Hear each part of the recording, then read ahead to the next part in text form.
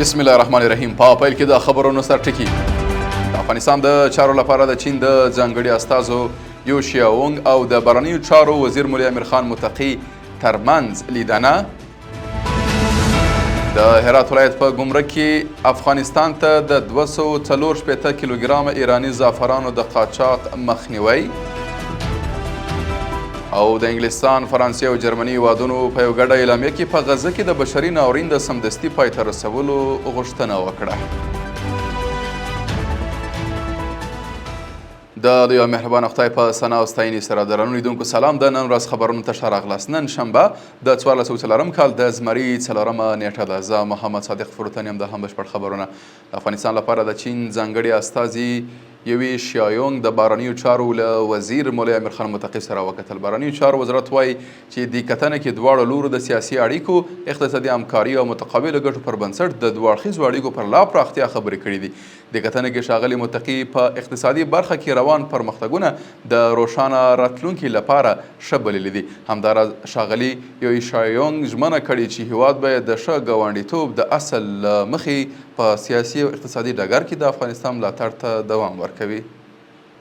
د هرات په ګمرک کې هیواد ته د 240 کیلوګرام ایراني زعفرانو د قاچاق مخنیوی سوی دی. مالیې وزارت وایي چې یاده اندازه زعفران په یو یخچالي موټر کې ځای پر ځای سوي وه.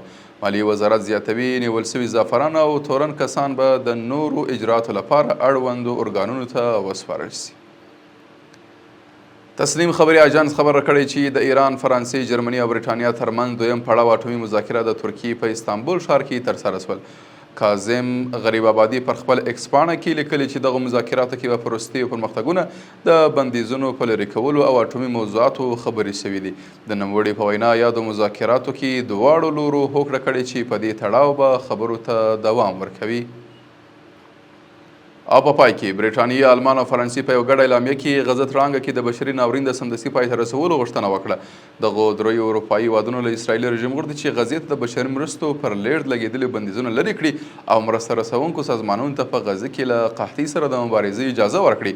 په دې اعلامیه کې راغلي له اوبو او خوړو څخه د غیر نظامي وګړو مارمول د منلو وړ نه دي. د خلکو لومړنۍ اړتیاوې باید له ځنډ پرته پوره سي. دغه اعلامیه له هغې وروسته خپره سوې چې د فرانسې ولسمشر امانویل مکرین اعلان وکړ چې پاریس به د فلسطین خپلواک هیواد په رسمیت وپیژني. قدرمنو لیدونکو له ملتیا مننه. تاسو کولی سئ د عروج بېلابېلې خپرونې د دې ادارې د سوشل میډیا له طریقه وګورئ. تر بیا ښه وخت او ښې چارې.